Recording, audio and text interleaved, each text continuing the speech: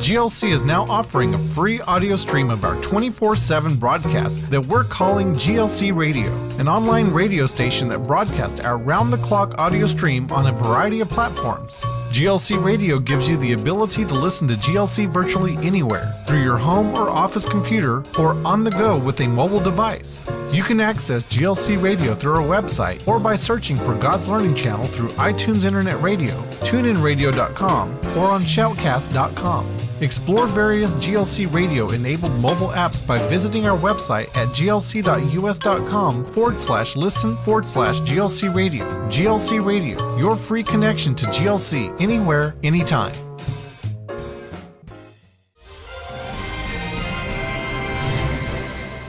Well, praise God and welcome to the midweek. This is Wednesday, right? Yes, and it's a very cold Wednesday around here. It is. Update. So where are we going from here? We got lots of news today. We do. And I have one very special prayer request. Many of you know and love Dr. Jay Swallow. He is fighting for his life. He's in the hospital in Oklahoma City. I got an email from the SWAT team today. And he has a MRSA staph infection. And as you know, those are not responsive to antibiotics. And he has received a blood transfusion and is on 3 antibiotics at this time. It will take divine intervention to kill this virus. He's doing well with his new prosthetic leg and had begun to get back into speaking at recent conferences. Pray against the enemy's attack against him and declare victory and healing over him. And all you intercessors, please put him on your prayer list and pray earnestly for him. Okay. Bless his heart. That's not good news. It is not good news. I think you have a letter, Dad. Yes, I do. I got 2 of them in here. What? GLC, I just finished watching Gary Bird's first show. Needless to say, I was really impressed. I watched on the satellite dish I bought from GLC several years ago. That comes from Avis and Clovis. And then here's another one. My dear Christian friends, Tommy, Al, Amy, and my dear friend Darlene, my prayer warrior. I have already sent my $10 to $15 pledge for January, but this is a one-time donation to GLC. I got it for Christmas, and I want to send it to you. Please pray for me. My needs are so great. God bless you all. Wanda in Sweetwater. Oh, Wanda, we will be praying and agreeing with you. And I know Darlene's still praying for you, even though she's not here in the prayer room. And pray for her.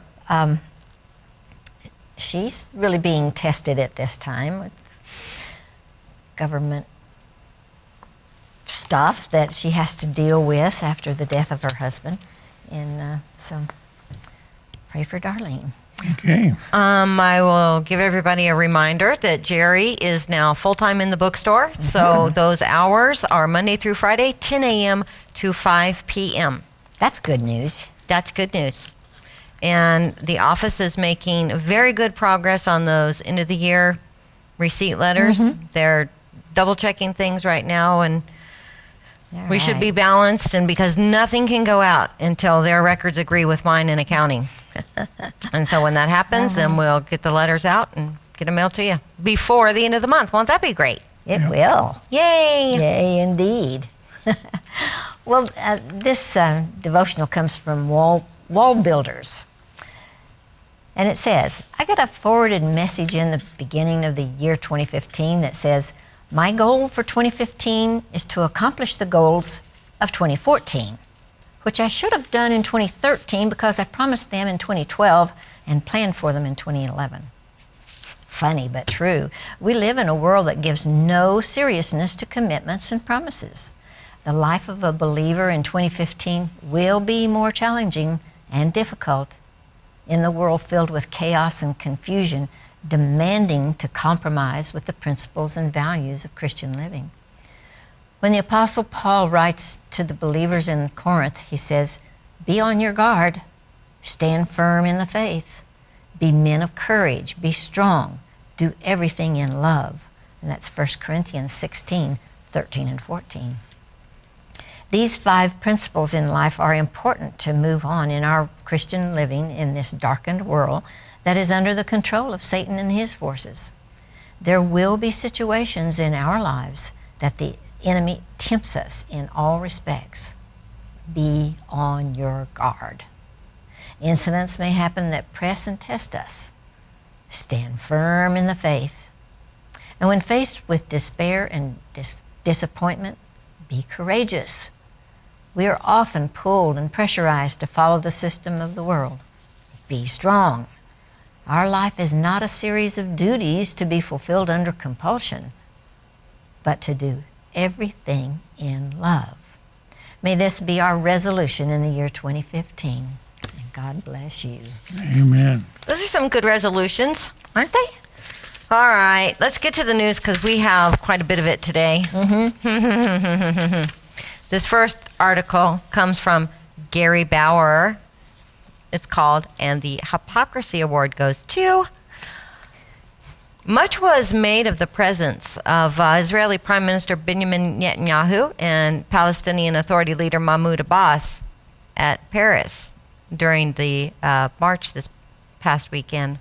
Commentators suggested it was a hopeful sign of possible reconciliation. No, it was not. Netanyahu had every right to march. Yes.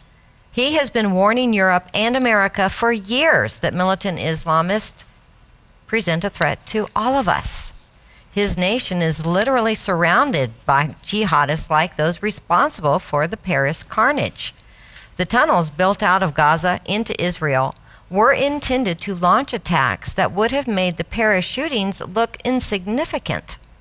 But Europe and France increasingly demand that Israel appease those throughout the Middle East who yearn for another Holocaust. The more Israel fights the enemy, Europe is so reluctant to fight, the more European hatred of Israel grows. The real hypocrisy was the presence of Mahmoud Abbas at the march. He constantly incites terror against Israeli civilians. His Palestinian Authority names streets. They name streets after the same kind of murderers that struck in Paris. Abbas's participation in the march against terror was, a little obscene. And it was a sign that France's socialist government still can't or won't connect the dots. As the Western world wrestles with its response to last week's jihadist attacks in Paris, we know more attacks are coming. Gary noted on Friday that the head of the M15, Britain's intelligence agency, warned that al-Qaeda was planning mass casualty attacks against Western targets. And yesterday, Senator Dianne Feinstein, the former chairman of the Senate Intelligence Committee, told CNN, quote, "I think there are sleeper cells not only in France, but certainly in other countries, and yes, in our own," end quote. So it should come as no surprise that ISIS issued a new call for attacks on police and military personnel over the weekend. Here's an easy thing for the president to do.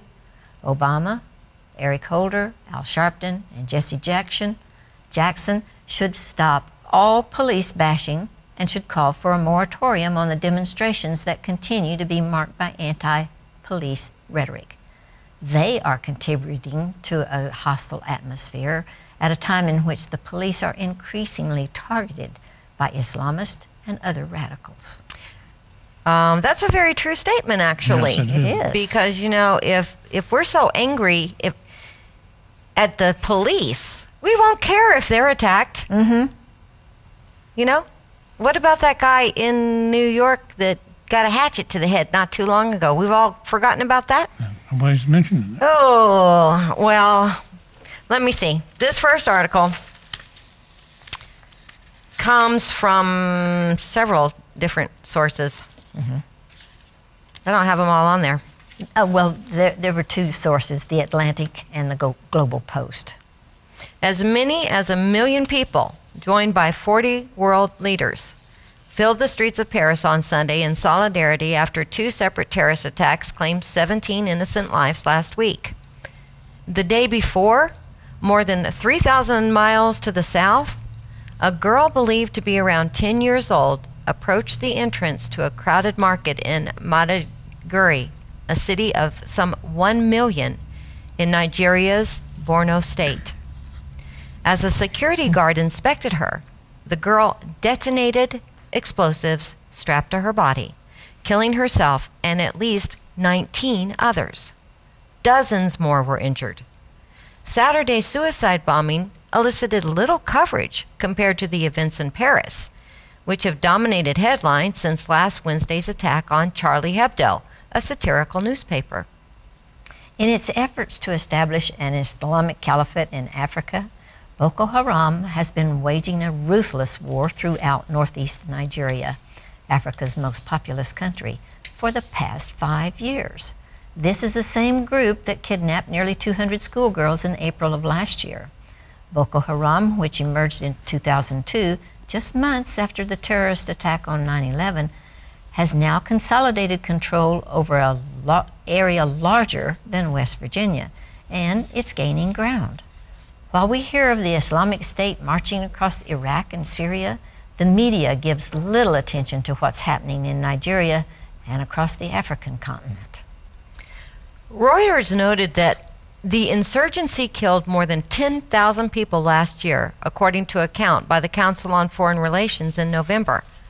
Last Wednesday, Boko Haram militants laid siege to Baja, a city that has resisted them, setting fire to buildings and killing residents indiscriminately. Hundreds of people fled into Lake Chad and attempted to swim to a nearby island. Many drowned along the way.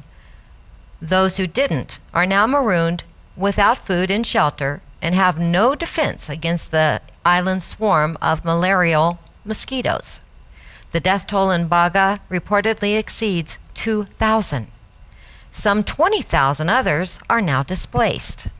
The New York Times story on this deadly siege appeared on page A6 of Saturday's print edition, while the paper's story on the suicide bombing with that 10-year-old little girl landed on page A8. Why did the attacks in France so thoroughly bury the atrocities in Nigeria? It's likely that the Paris attacks focus on a publication touched a nerve with members of the media worldwide. Nearly a week later, we're finally hearing the vague details of an attack that killed thousands in the ongoing crisis in Nigeria. Boko Haram has attacked Baga several times in the past 2 years, including an attack last November when dozens of fishermen were ambushed and killed, according to local media reports. But this time, insurgents armed with assault rifles and grenade launchers beat back the military and burned the town to the ground. The horror began January 3rd, when Boko Haram fighters laid siege to a key military base in Baga, home to a multinational task force. Insurgents overran the base after a fierce gun battle, and the soldiers fled. Next, Boko Haram turned on the town itself in an attack that would continue for days. The Boko Haram fighters arrived in the town on pickup trucks and motorbikes and chased down and killed those who fled into the bush, many of them women and children who couldn't run fast enough. People who hid in their homes were burned alive, according to reports. The extreme brutality is believed to be a reprisal for the local civilian vigilante group's support of the military in fighting Boko Haram. The area around Baga in northeastern Nigeria is said to still be strewn with bodies. Speaking from a displaced persons camp in the capital, Maiduguri, a 25-year-old truck driver told Nigeria's Premium Times newspaper that the insurgents stormed into Baga almost from all directions, shooting, killing at will. We had no choice than to join others to run. We came across many dead bodies, some in groups and others by themselves in the bush. I saw dead children and women, and even a pregnant woman with her stomach slit open. Some residents of Baga fled by canoe into neighboring Chad, while others swam, some drowning in the attempt. One group of about 1,000 people were stranded on an island in the middle of Lake Chad, hungry and cold, according to the UN's refugee agency. A 55-year-old farmer told the Premium Times the insurgents would lay an ambush on the water path, and when a boat came by with fleeing residents, they would attack and shoot them all. He said even after they had taken over Baga, they kept on attacking other neighboring villages in the following days. A 38-year-old fisherman told the AFP that he hid for 3 days between a wall and his neighbor's house as Boko Haram fighters ransacked Baga. Upon fleeing the town under the cover of darkness, he realized the full extent of the violence. The gunmen pursued fleeing residents into the bush, shooting them dead, he told AFP. For 3 miles, I kept stepping on dead bodies until I reached Malam Karanti village, which was also deserted and burnt. All I could hear were ceaseless gunshots, explosions, screams from people, and chants of Allahu Akbar from the Boko Haram gunmen, he said. Which means Allah is great.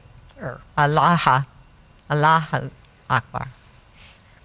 Nigerians go to the polls on February 14th. And there is little doubt that Boko Haram's recent assault and mass killings, the most violent in their nearly 13-year history, were purposely meant to coincide with the launching of Nigerian President Goodluck Jonathan's re-election campaign. Jonathan, a devout Christian, has been criticized for his handling of the Boko Haram offensive. The African Union, AU, is reportedly said to be mulling plans to deploy its military intervention force to fight the Islamic terror group in Nigeria.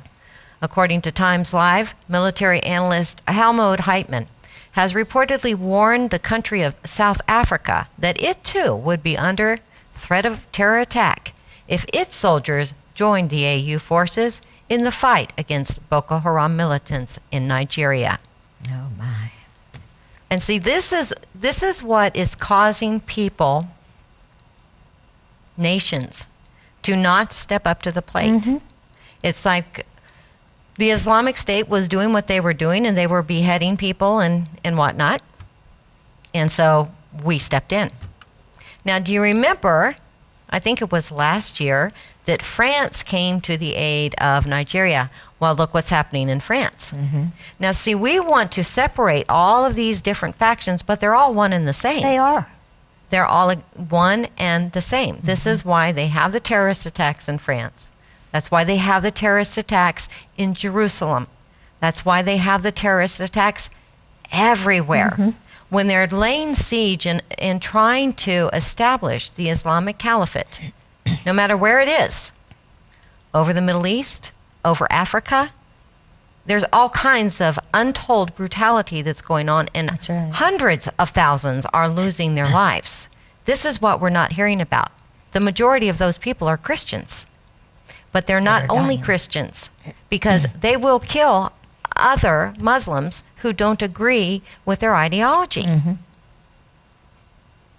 Well, it's just like the fact that they are not, nobody's bringing this up at the UN on the criminal charges like they are for the false crimes. Israel's the only one who needs to be brought up on criminal charges. Right. That's what I was Well, gonna say. who do you bring up on criminal charges when it's a group? It's not a nation. Uh-huh. It's a group that's doing this. Mm-hmm. You know, you can't. Well, Who do you bring But they criminal don't charges condemn against? them. But the thing is like Netanyahu tells us, the Prime Minister of Israel, we have all got to get together and fight this. Mm-hmm. It's not just if you It's not just cannot against the be Jews. paralyzed by the fear. Mm-hmm. That's right. And if good men do nothing, evil prevails. It does. You know, I was talking to Vanita a little while ago, and I was telling her, you know, that's the one thing that shows us how different the two gods are. The God That's of right. Israel or Allah. Mm-hmm. The Allah that they're presenting is a brutal God. Absolutely. And he doesn't care anything about lives. According to the Bible, that is the single most important thing. We are commanded to take care of one another. Mm-hmm. And we're actually held accountable for that, for standing in defense of the defenseless. That's why, oh, woe to those who ignore the widows and the orphans. Because God sees these things. He is merciful, and he expects us to behave the same way. That's right. That little saying of do unto others as you would have them do unto you, that's not actually a scripture in the Bible. But it's a really good motto to live by. If you were in their shoes, if you were a citizen of northeastern Nigeria and Boko Haram was slaughtering thousands around you, would you not want someone to come to your defense? Would you not want the whole world to know and to be crying out, Absolutely. we must send our armies to help them? That's right. Oh, propaganda control. It is called propaganda control, and you know what? We're here to fight it. We are. Well, there's a new type of crime, and this comes to us from the AFP. It's so-called virtual kidnapping, and it's on the rise, with hundreds of cases in the past year, many among Hispanics, the FBI and New York police warned on Tuesday. In this scam, someone calls claiming to have kidnapped a relative and demanding a ransom. While no actual kidnapping has taken place, the callers often use co-conspirators to convince their victims of the legitimacy of the threat, authorities said in a statement.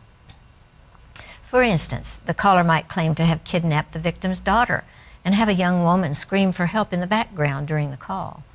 Or the caller might claim a relative was injured in a car accident with a gang member who won't allow him or her to go to the hospital until vehicle damages are paid.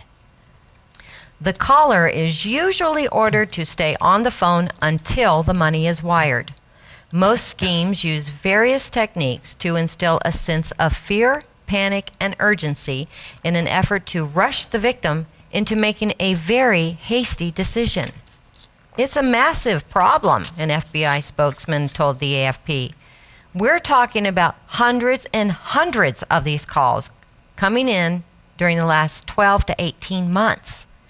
Most of the perpetrators seem to be Hispanic men, often speaking with a Spanish language accent, the FBI said, but the problem affects all the populations in the city.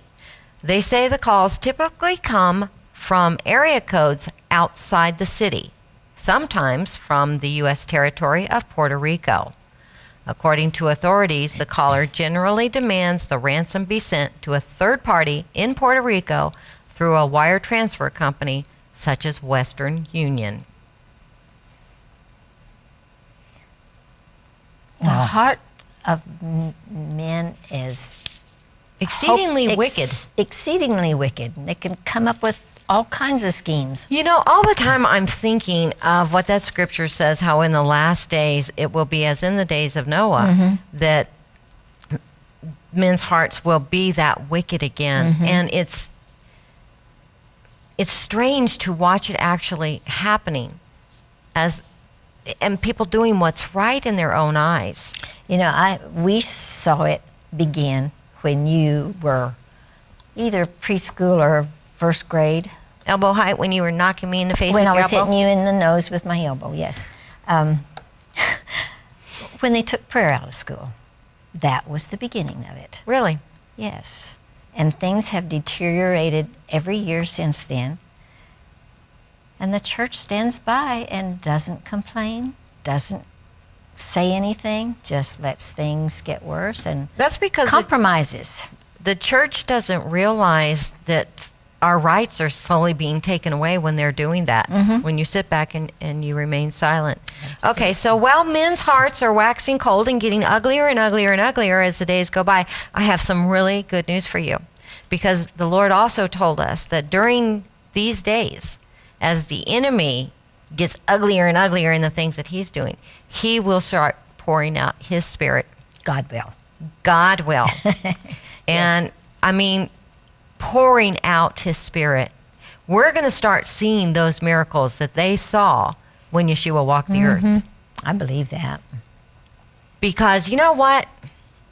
We don't serve the kind of God who's just going to sit back and just let the world go to hell in a handbasket. And We also are seeing a greater hunger for the Lord now.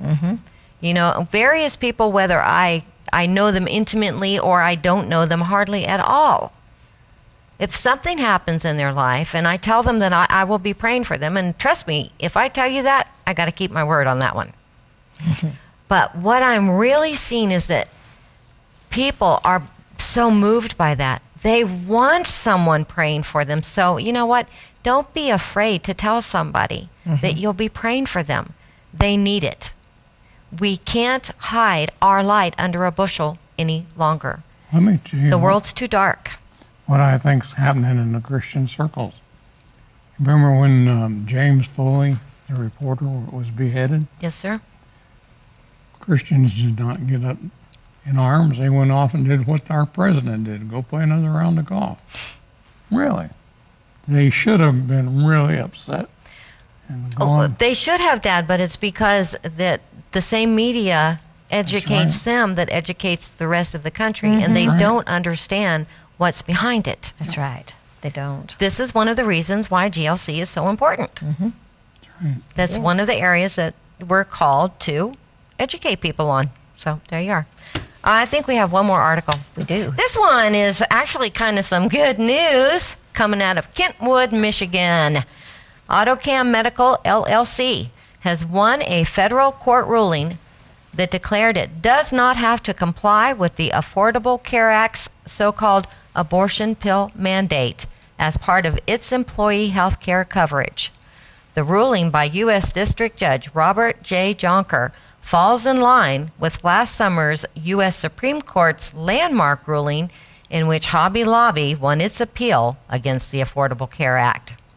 Like AutoCam, Hobby Lobby challenged the law's requirement that employers provide coverage for contraceptive methods, sterilization procedures, and related patient education and counseling, to which plaintiff objects on religious grounds.